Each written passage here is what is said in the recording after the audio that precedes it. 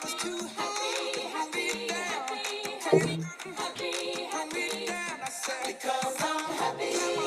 I bet for sure that we are live this evening as we are about to get started for our final conversation for Black History Month, resilience and resistance, the importance of joy. As a matter of fact, got a little happiness playing in the background.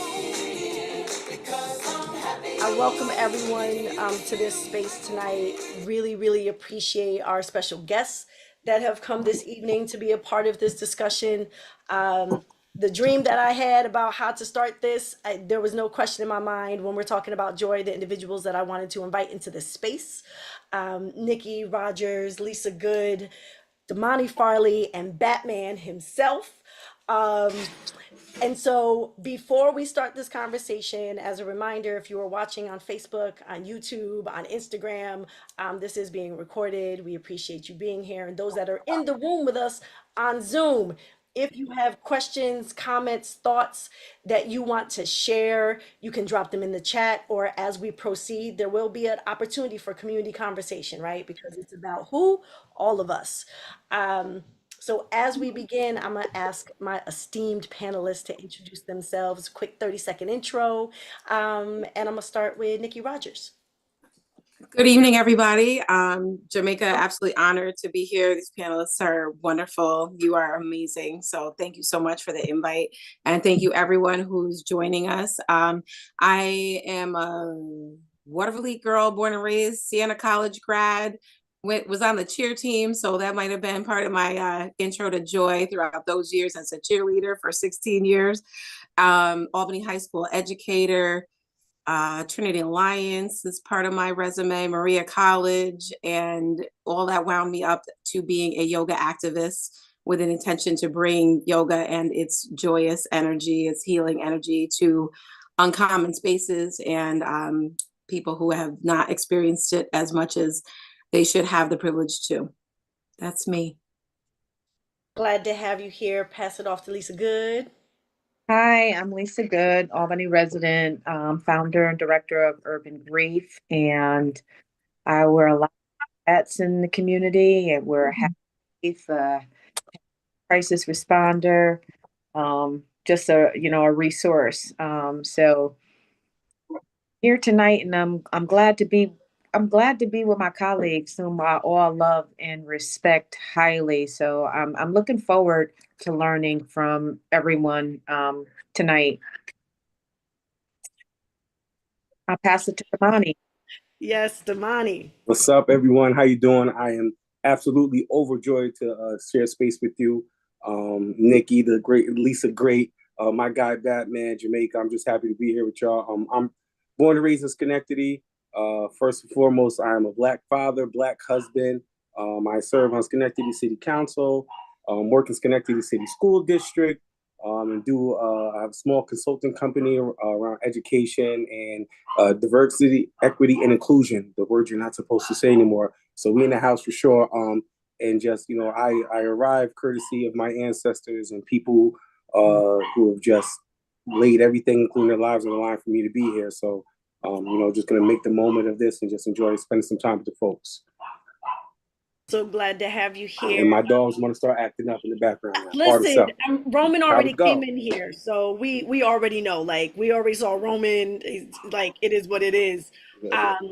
Last and certainly not least, Batman. Hey, good evening. My dog is also barking too, so we share that in common. My name is Paul Collins-Hackett, also known as Batman. I'm from Albany, born and raised.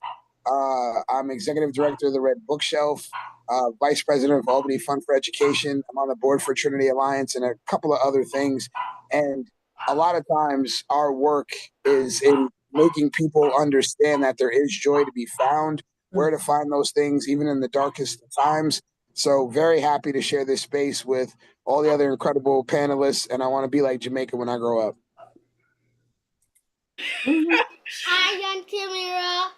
So Roman is here. We're talking about joy, and so like joy, I can't even, right? You can't plan this type of stuff. I do want to jump us into this conversation because each of you talk to people in different spaces all the time for lots of different reasons.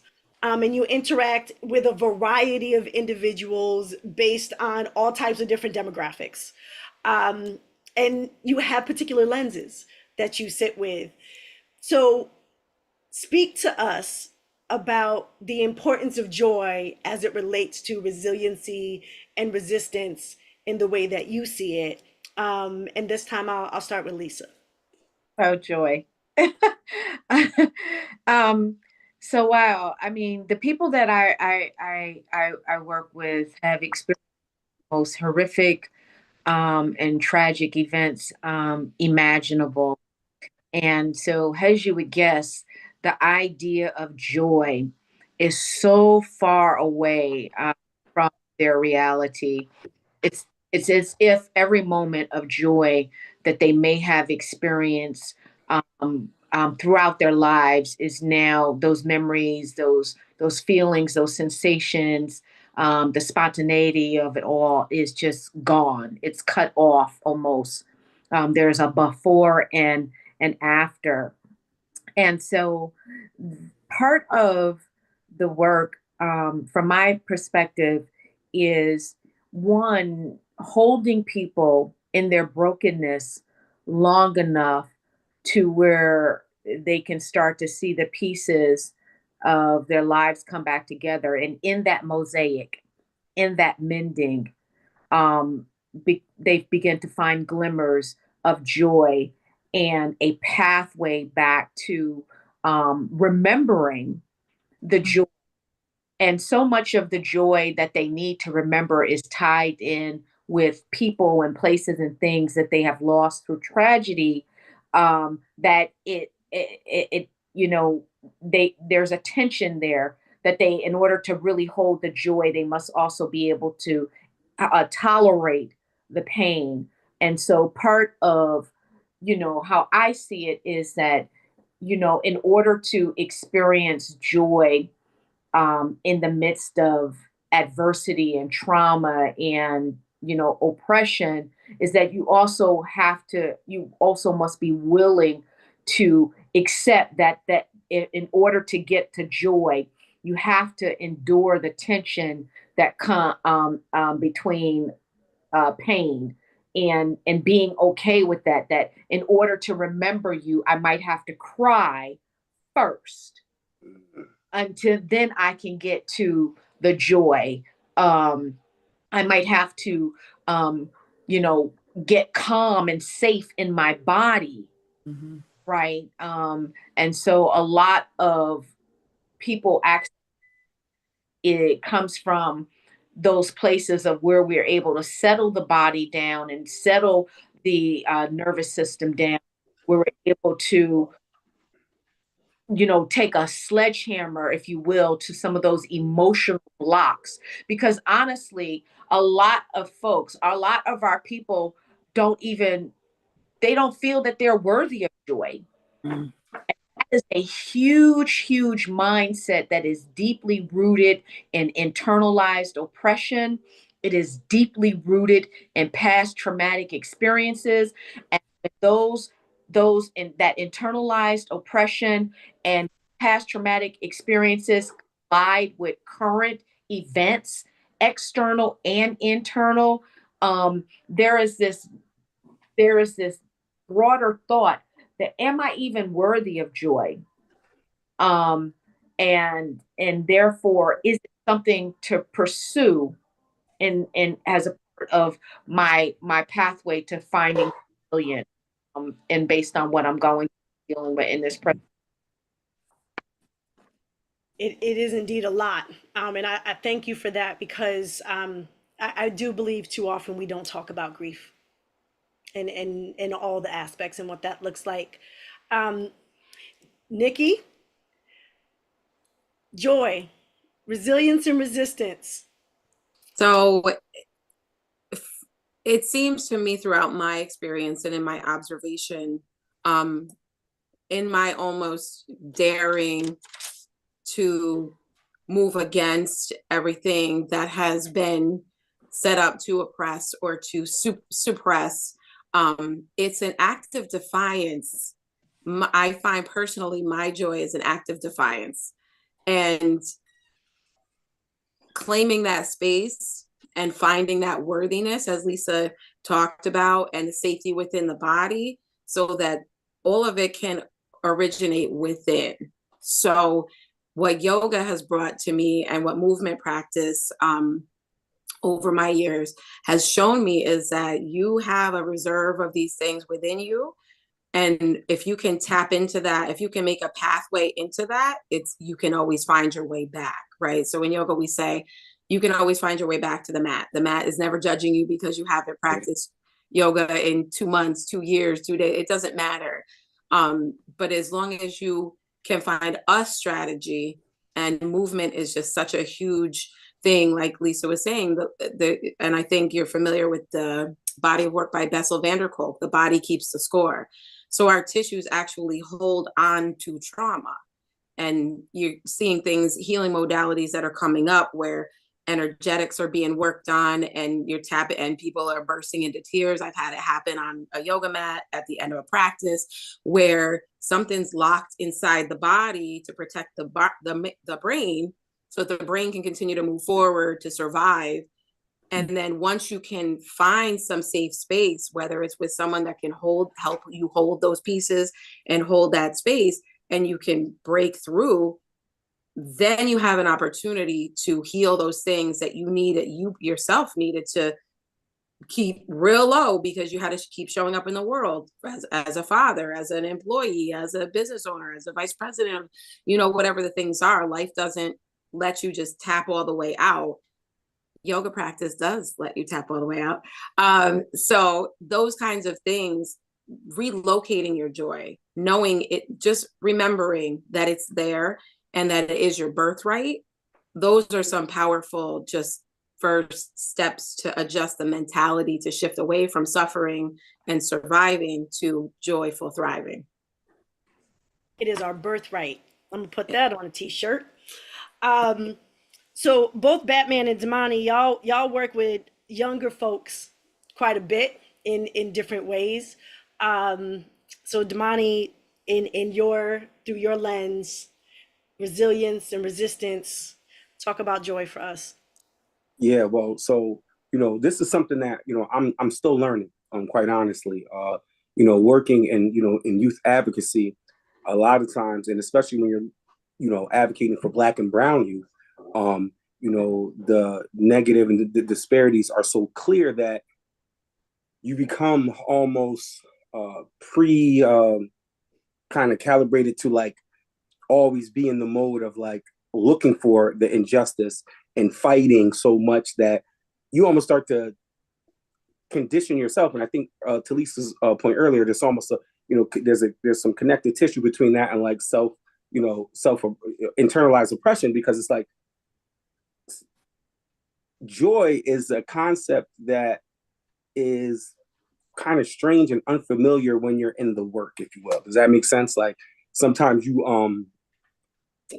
I'm just starting to learn that joy is necessary for sustainability, right? Because if not, then you will certainly burn out. You will certainly be in a position where you're always looking to fight, and you almost when you're advocating for people, you almost can feel some sort of like survivor's remorse, if you will. Like I was able to figure out some of these pieces of the system, and now there's a guilt there, and I'm trying to help especially younger people who don't have the same social political power in the traditional sense that adults have. So I say all that to say that joy is dope, and the young people will constantly remind you of your why and why it's important for you to express joy, and then think about it as a way of like the demonstration of joy, of Black joy, is so important, right? Because I'm like big on empowering youth in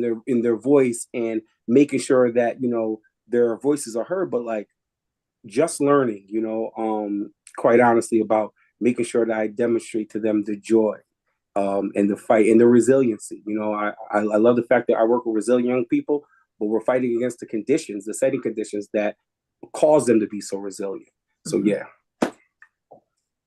It is a whole thing. I think we all continue to learn what it means to be joyful and how to be joyful, especially at times like these. Um, and so someone who I see smile a lot, actually, Batman. And I tend to be in a lot of spaces with you where we are directly with young people, some as young as 5 years old. Um, so talk to us about how you see joy. What does that look like? How does it show up? Yeah, real similar to other people, in particular, like with what Lisa was mentioning, it gets real easy to identify the traumas, right? If you ask somebody, tell me all the bad things that have happened to you, people can make a list real quick. And then if you go, hey, listen, now tell me all the good things that happened to you, it usually is a much shorter list. So helping people get out of that dark space into a more strength-based perspective so that they can accept joy and feel comfortable in that is a big part of things. So 100%, Lisa, like getting people able to transition out of that to experience joy and welcome it in their lives is a huge part of it. And then kind of to Damani's point, the other part, when we're in these roles and resilience is required, we do end up fighting a lot of times. We do end up protesting and advocating, and this is so messed up. We got to fix this a lot. Of course, I get it. You know, that's the name of the game. At the same time, I try to talk to our people like, listen, let's not forget what we're fighting for. Like, we're fighting for happiness, the ability to go to school and not have things be weird, the ability to walk down the street and it's not X, Y, and Z. Like, we're fighting for freedom, to be able to dance in public, all those things that signify joy that we see. Those are the things we're fighting for. So, in terms of our resilience, when it gets exhausting and stuff like that, it's like, guys, let's recenter. Let's go do yoga for a little bit, bro. Like, that's why we're doing this, so that we have the freedom to just enjoy that. Like, so we can't lose sight of that part. So I think helping people identify a strength-based perspective so that they can accept the joy into their lives. And then the second part is understand that that's really what this fight is all about, is about creating that joy and that safety for everybody. Those are my biggest things about it. I appreciate that from each and every one of you. Of course, you brought up something, Batman, that reminds me of how we show up in protests. I often see joy. Like, we're mad as hell, like there's no question about it. But the music will be loud. There'll be songs playing. Folks will start dancing, right? Little kids running around, right? Like there are these moments that I think we do absolutely realize, and I don't even know if we always recognize it. We realize it, but I don't know that we recognize that we are being joyful in the face of all of that adversity. And so music is definitely one of those things that I personally love. It's real joy for me. Like, if I'm washing dishes, the music's playing, and that's like a thing for me. But I want to hear from each of you, like, what does joy look like for you? Like, in real practice for you, not necessarily for the people that you are supporting or working with or caring for. What does joy look like for you? I'm gonna start with Damani. Okay, wow. So for me, joy looks like building community, like, laughter, and sharing space with one another, and really counting our wins. I think that we, as a people, have overcome so much, and we sometimes we don't take that inventory of the things that we've done, the things that we've accomplished. And I think that, so for me, it's sharing space with people, laughing, and again, just counting our wins up together. And then there's like that concept of like joy is something you could share. You know what I mean? It's something that you can like, share with others. And I think that that's a powerful tool to build community around is joy. So for me, it looks like laughter. It feels like one of them old school cookouts. You know what I'm saying? Like all your cousins is there. You know what I mean? There's some food on the grill. The music is going. And like, even as a young person in that moment, you kind of like know, like, nah, this is some special shit that's happening right here. You know what I mean? So yeah, that's the best way I could describe it. All right, Nikki. What's joy look like? Joy for me looks like slow mornings. It looks like pushing back against urgency and hustle culture. It looks like recognizing and releasing hypervigilance, understanding my nervous system and realizing when my heart rate is up, when my breathing is off, when I'm checking over my shoulder because I'm looking for a problem. And letting myself completely release that and handing that off and saying, no, I invite joy. I release struggle. I release hustle, and holding that in the face of a lot of pressure to hustle, a lot of pressure to go harder, a lot of pressure to do things in a way that's not natural, not normal to my divine feminine energy. So respecting who I am and understanding that my contract with my creator, ain't nobody else was there for that. So understanding my own assignment and recognizing that I have the sovereign right to my own divine authority to give when I can and when it makes sense and when it's not a knee-jerk thing and not a demanded thing, but an inspired action. And that is so rebellious. It's a full rebellion. And that's how I hold my joy, because I understand that's a big piece of this internalized oppression. It's like, well, you're not sovereign. Somebody owns you and somebody's going to pressure you to do and to not and to this and to that and to fit into their perception of you. So my joy is about going, nope, nope, thank you, and no. You all can, anybody and everybody can look in and decide who they think you should be. And your joy is defined by how well you hold your own shape. Because resiliency, when you look at the definition of it, it's something's capacity to return to its original shape after it's been stretched or pulled in an unnatural way. So it's holding your own shape. There's less struggle and there's less, I've learned over time, I'm going to do what feels right to me, no matter what it looks like to anybody else. So that piece right there has been an anchor for me. That's what it all looks like for me. I'm definitely vibing with the let go of somebody else's schedule and like woosah. Nope, nope, I'm good. I'm good. And I feel that energy. I absolutely feel that energy when I'm just like, no, I'm not rushing. I'm not rushing. Mm-mm. And it's just a breath. And I'm like, that's great. Um, Batman, what does joy look like for you? For you, not for somebody else. I'm saying it intentionally for you, not for somebody else. I asked you to unmute. I know I missed it the first time. I hit something else and I stayed muted. I was like, oh my gosh. Um, yeah, no. So for me, it's like it's an equation, right? It's peace plus love equals joy for me, right? Mm. If we have that element of peace, like Nikki's saying, I'm not caught up in your hustle and bustle. I'm not pressed about this bad thing is going to happen. I actually am at a sense of peace.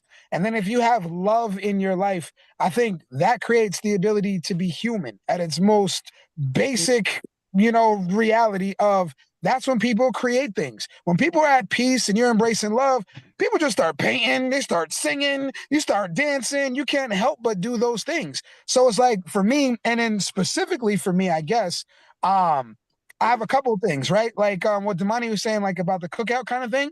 Like we'll go to karaoke, we'll tell everybody come to karaoke. Jamaica's a way better singer than me, but I will kill We Belong Together, and I stand on that, bro. Like, and when I'm singing that and I'm hitting the high notes and I'm doing the bars, I am in absolute peace and just love with my people, and can't nobody tell me nothing about nothing.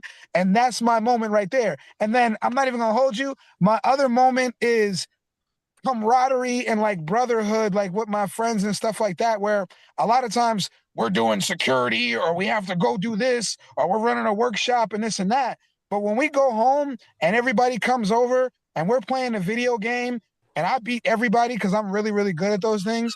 But when I go on that winning streak and we're all laughing with each other and we play fighting and this and the third, that moment right there where we don't have to do anything, we're only doing the things that we choose to do. And it's a matter of we have the peace to do that. And then love, we share it with other people. Those moments are incredibly joyful for me. I wouldn't change them for the world. All right, Lisa. Like, by the way, I'm waiting for Batman to say when the next karaoke gathering is. And that we definitely need more people than last time. Like, there was a few of us, we was hanging tight. But just put it back out there. Lisa, what's your joyful moments? Um, so I think one of the things that for me is connection. Like since the pandemic, there's so many people that I'm still just running into for the first time or being in space with for the first time since like 2018 or 2019. And so when I run into people, I have a visceral reaction. It's um like I'm weeping. I'm just so grateful that you're still here and that you still get to do life and that we still get to interact on some level. And so I think for me, in this post-pandemic age, and with all of the injustices and all of the things that continue to go on around us, that right there has been like so, like, I mean, I'm smiling, I'm just like, and I'm like, oh my God, they probably think I'm crazy. I'm just like overreacting. You don't even know me like that. Why are you acting like that? But it's just because I'm just so relieved and grateful that you still get to share time and space in this world. And so that's something that brings me joy.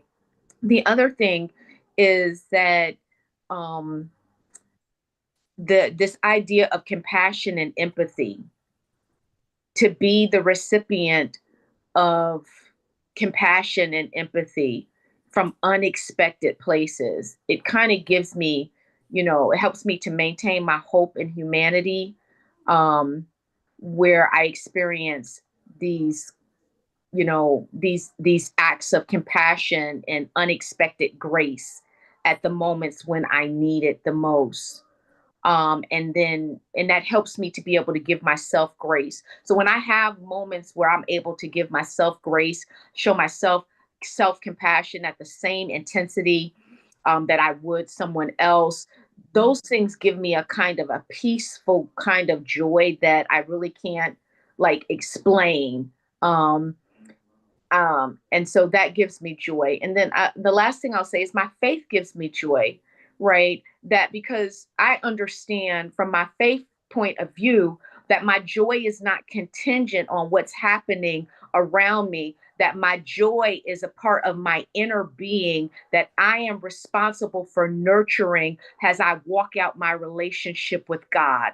And so when I lay hold of that and I use the tools that he gave me, breath, movement, song, forgiveness, love, touch, those things make my joy complete. And in the book of James, he says, listen, you count it joy when you meet trials. Count it joy because all of these tests that you're enduring, it's producing a steadfastness or resilience in you that can't be taken from other people. And once I'm centered in that, it gives me the courage to continue to resist and do the work that needs to be done. And so, yeah, being able to love intentionally and intensely um, with people that I don't talk to every day, but because I know that they're in this world and they're doing their thing and they're making a difference and the world is better, the capital region is better, the city of Albany, Schenectady, Troy, the upstate is better because of your existence. Yeah, I feel something when I see you and I smile deeply on the inside and I treasure that and I'm grateful for that. So I'm loving all of this. My joy right now is literally this conversation. Like my joy right now, my cheeks hurt from smiling so hard. And I was at caucus recently and saw folks that I hadn't seen in a really long time. So I like feel that in just that moment of, oh my gosh, I haven't seen you in so long. When was the last time I saw you? Was it really that long ago? Oh my goodness. And just we were happy just to be in the presence of each other. And the other piece that's really brought up for me right now in this conversation that I've been saying for the entire month of Black History Month is we're not a monolith. And we show up in all these different ways, and each one of them is still blackness, number one. Number two, like we should be living our full authentic selves every single day, to realize our full potential and our purpose. I am a woman of faith. I believe every single person has a purpose. We just ain't all figured it out yet.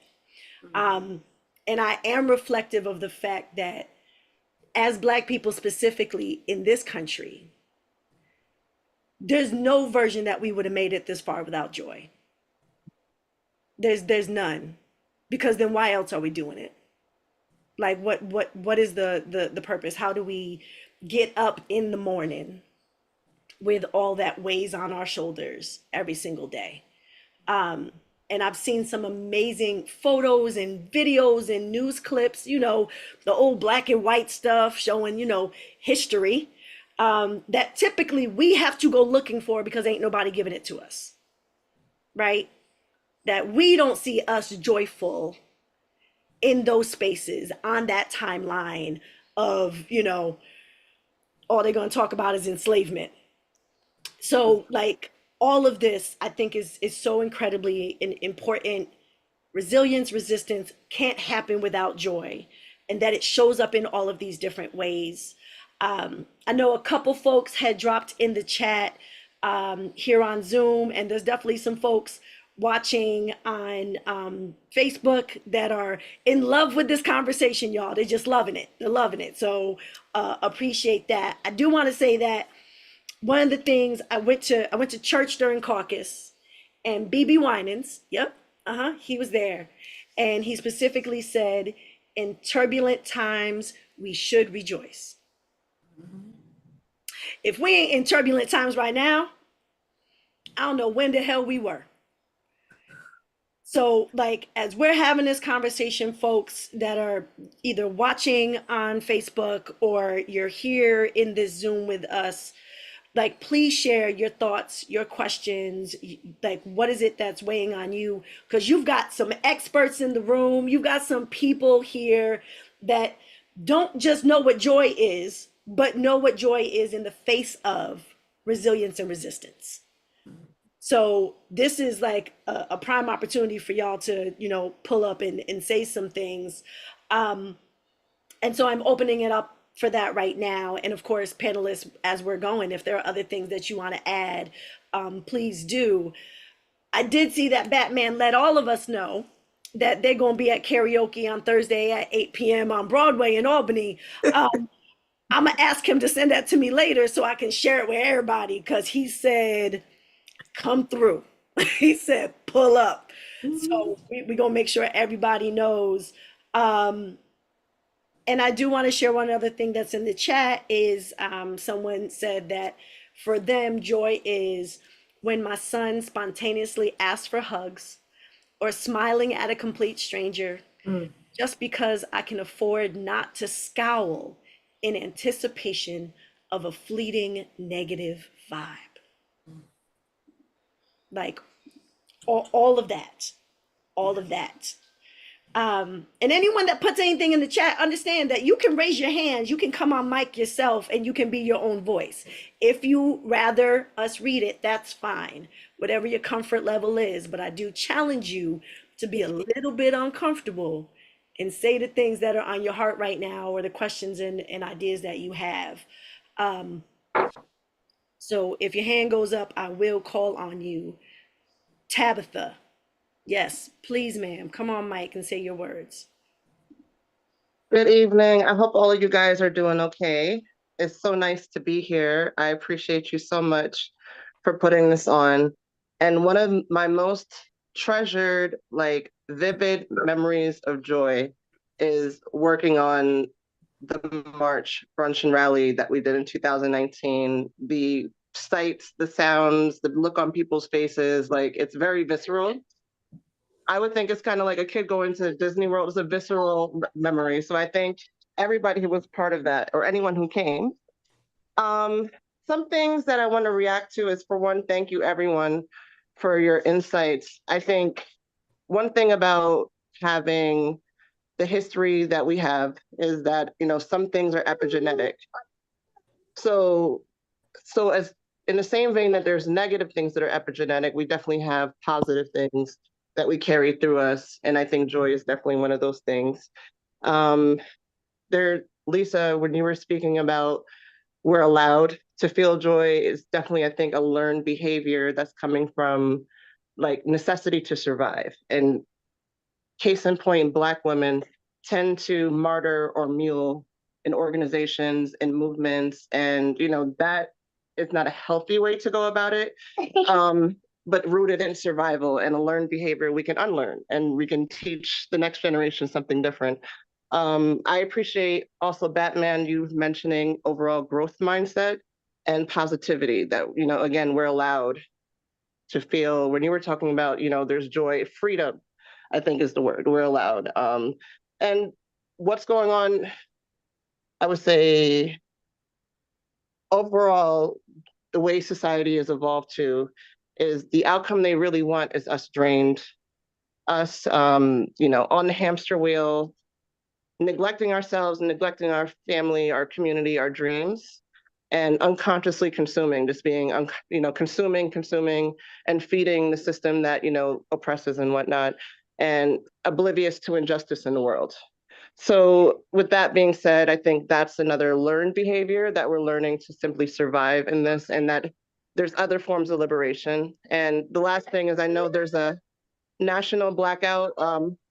Oh, I'm sorry. There's a national blackout, a boycott, and I sent it to a friend. They were like, "Yeah, I already don't even shop at these places," and I think that's a matter of being like, you know, divested. Yep.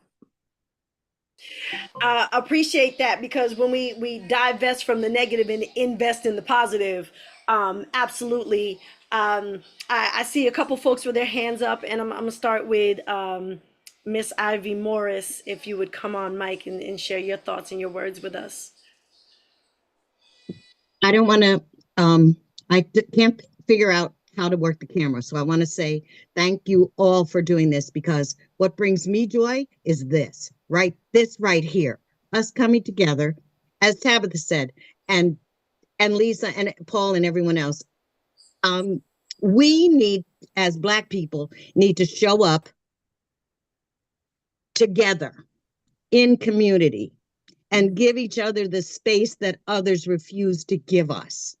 We need to stop, and Paul and I have talked about this, we need to stop trying to fit in and start to divest from the whiteness and the things that are meant specifically to harm us. So participation is something that causes us to reflect on our, you know, on our culture and on our joy and all these things in a way where others frown upon it.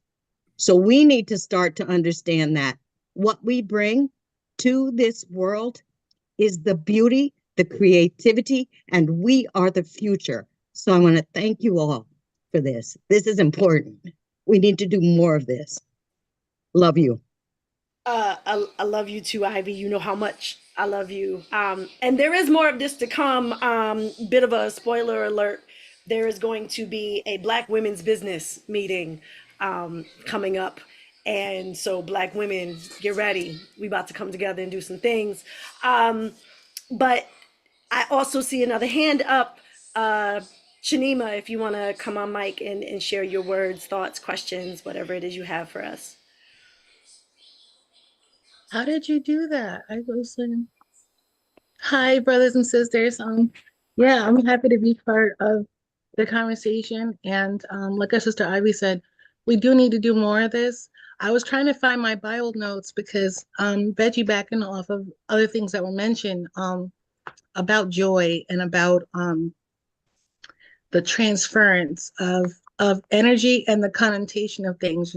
I was trying to find my Bible notes, and in the Bible, we all heard the thing where it was said that we do live in a world now where evil is made to seem fair, and the same, I think the same reaction is as we have the same dynamic when it comes to our joy. We have a lot of like little cute sayings that have now lost meaning.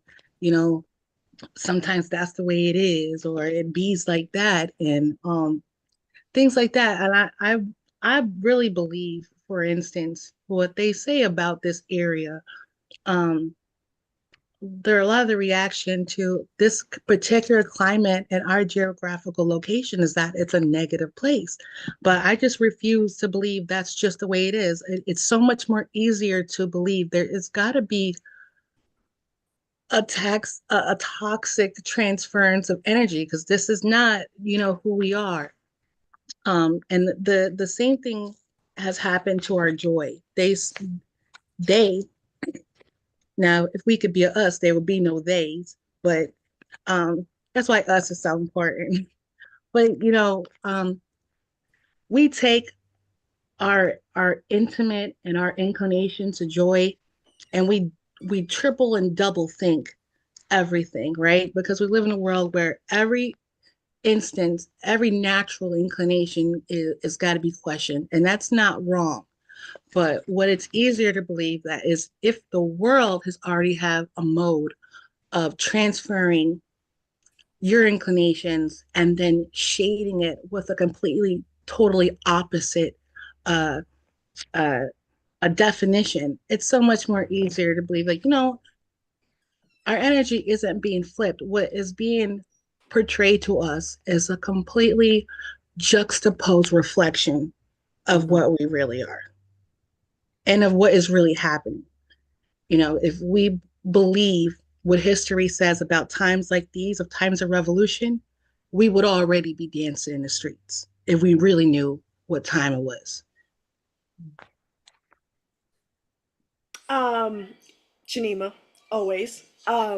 Loving you and appreciating you every single day. I want to open it back up to panelists, right? Like, there's been lots of words and reflections.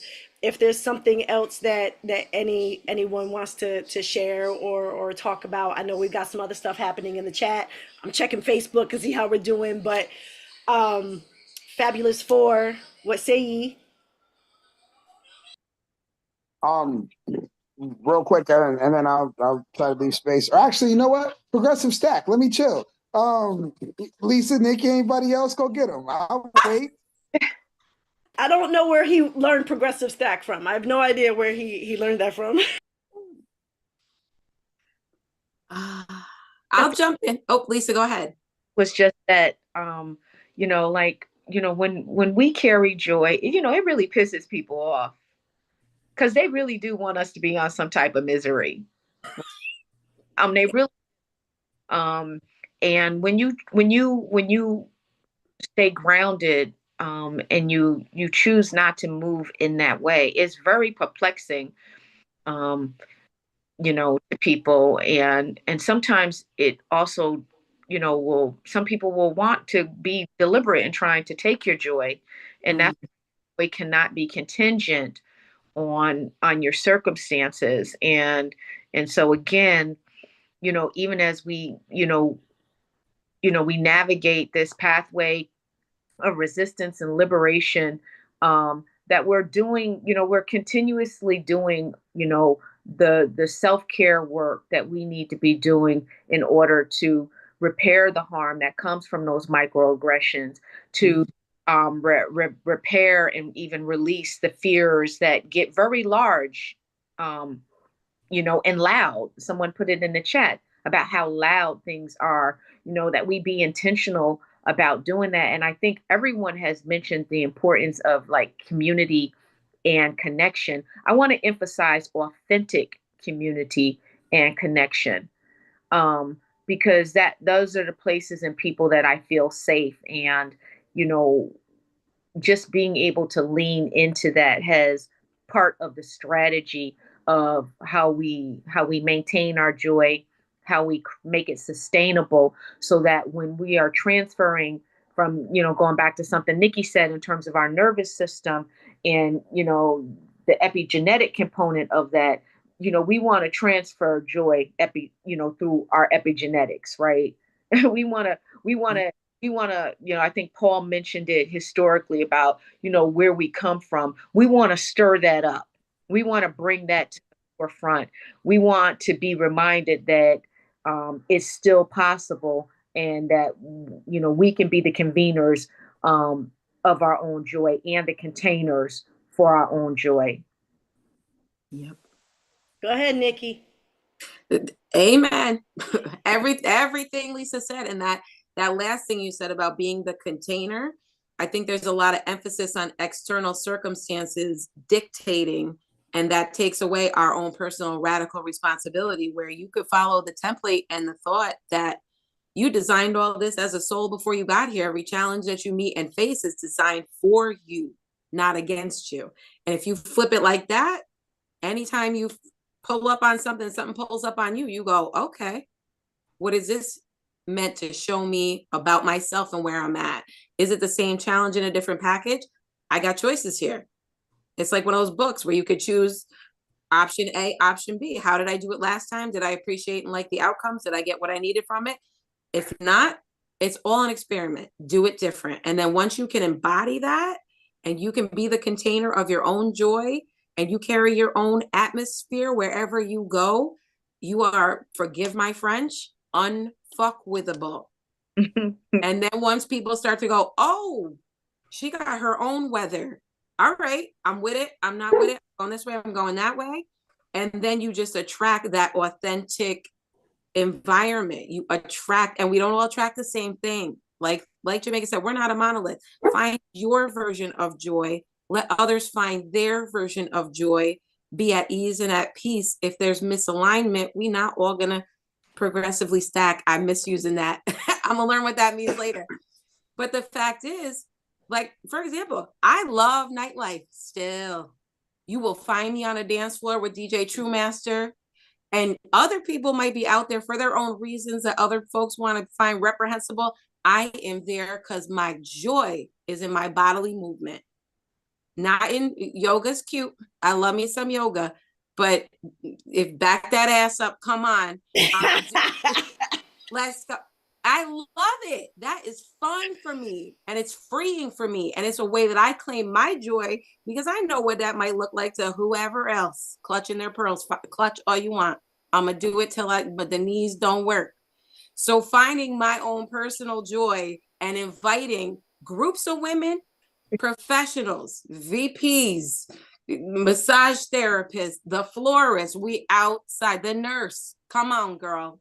Let's go claim our own joy and do what we love to do because we love it, not because it fits in some kind of box, but we contain that and we share that. So whatever it is that you contain and want to share, whether it's your karaoke night singing, whether it's crochet, whether it's your reading group, whether it's a community moment, the cap rep performance by the Black Theater Troupe of Once on This Island, if you could have been in that room on Valentine's night, oh, so again, find it, contain it, recognize when you bump into it, make note of it so that you can tap back into it. And whenever you need it, it's always in you, no matter what's going on around you.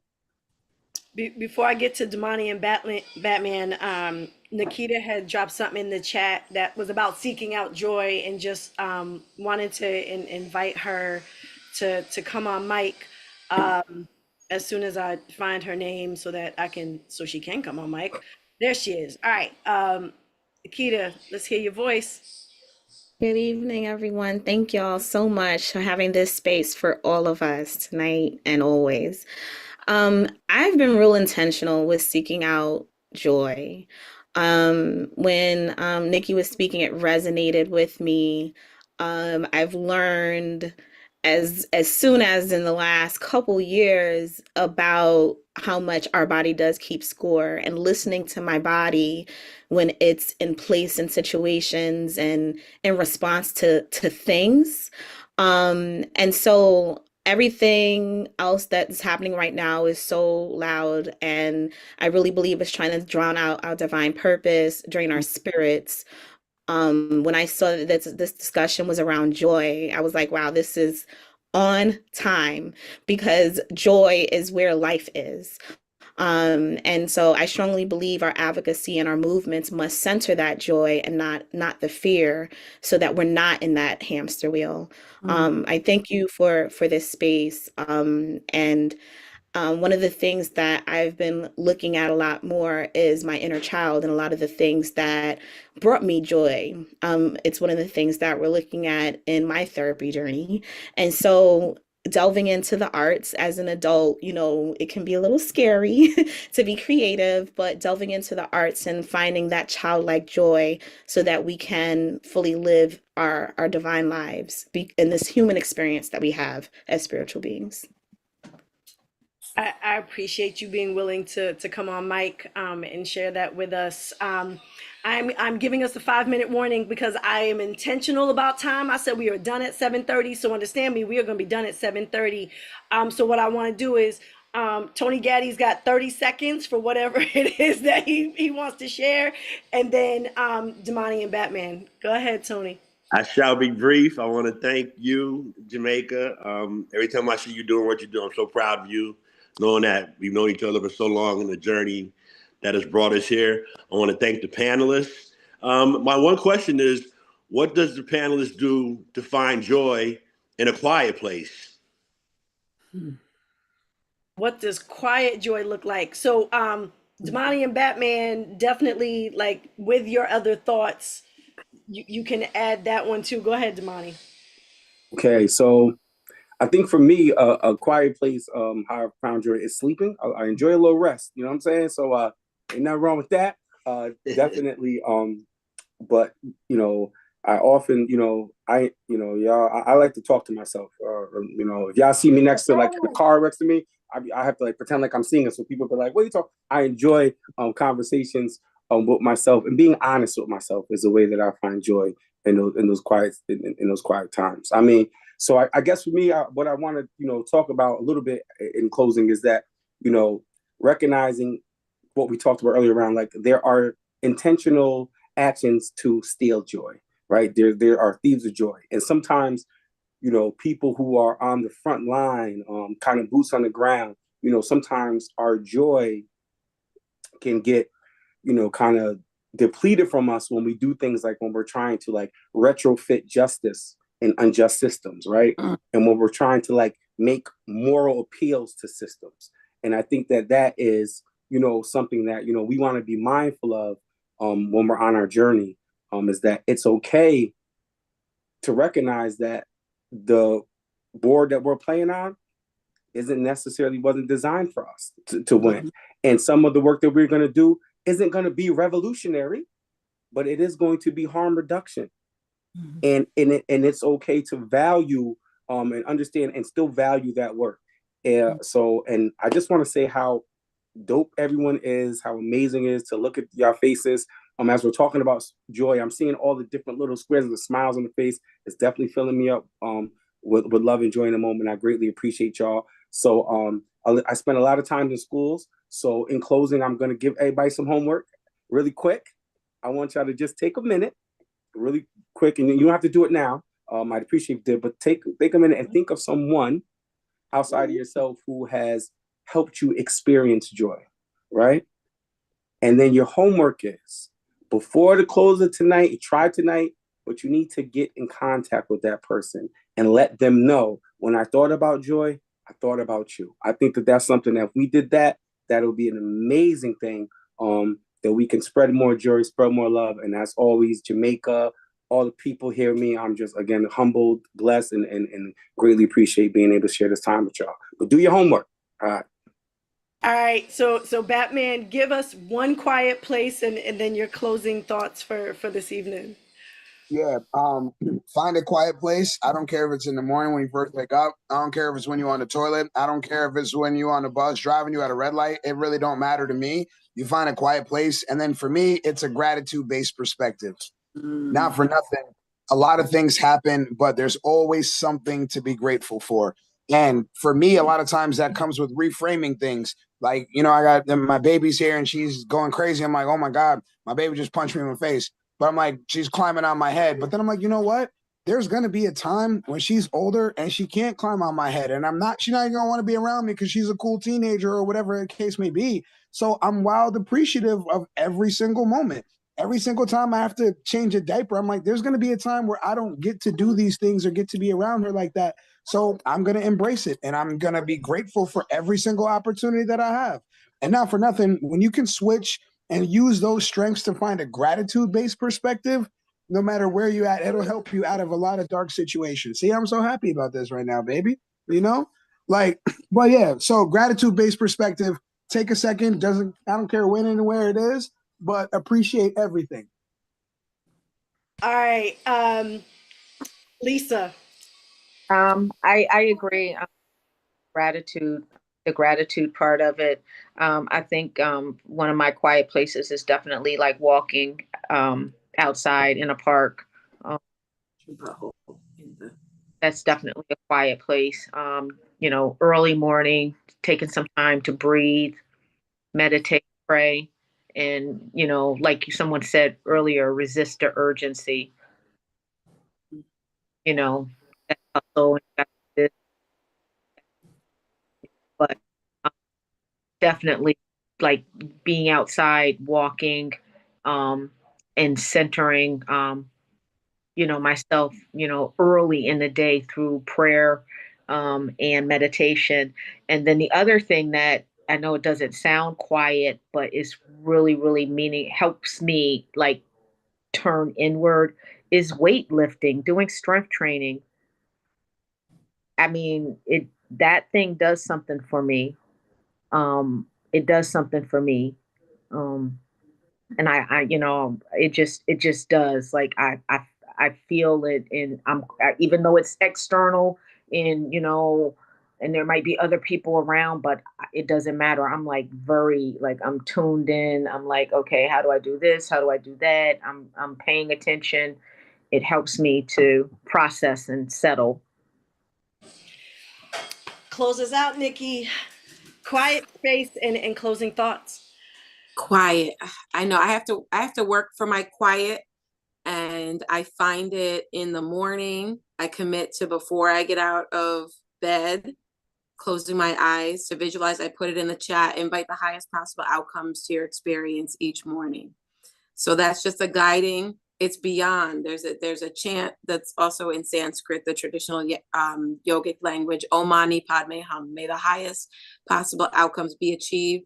And often that's beyond what I can suss out between my ears. So that's what brings me a quiet, energetic in the mornings, and just visualizing too. Visualization for 7 minutes a day is one of the most powerful tools. You decide on a new moon what you want to focus on until the full moon.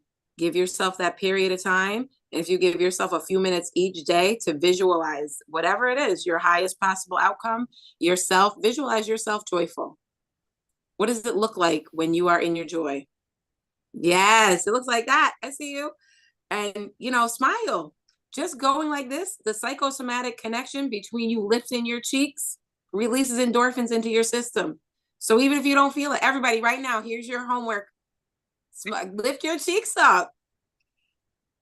It's one of the simplest, quickest ways to lift yourself and give yourself a little boost of endorphins to get you going in the right direction. And celebrate your littlest wins. Don't harp on the moment that you didn't maybe make it to the gym, Lisa, or whatever it was. You didn't get your skincare routine exactly on point. We all have our little moments, and you give yourself that compassion, the same compassion and grace you would give yourself. Your divine being feels nourished and held and supported by you, and you flow through whatever challenges you face. And you got the genetics of the most survivingest people on the planet. That part. All right. I love you all. I'm so glad to see you. And thank you for sharing, listening, talking. Amazing. I couldn't have planned this better. If like all I had to do was invite the people. That's all I need to do was invite the people. And thank you to to Lisa, to Nikki, to Damani, to Batman, to everyone that attended, as a attendee, to those that are watching in other spaces virtually. Um, I could not have ended Black History Month better, than to have this space with all of you. And so my final thoughts are the ones that I shared by email with everyone earlier. We're living in times where it feels like the world is constantly throwing challenges our way. We hear news that can overwhelm us, face pressures that can wear us down, and sometimes it feels like the weight of it all is too much to carry. So how do we keep going? How do we keep on going?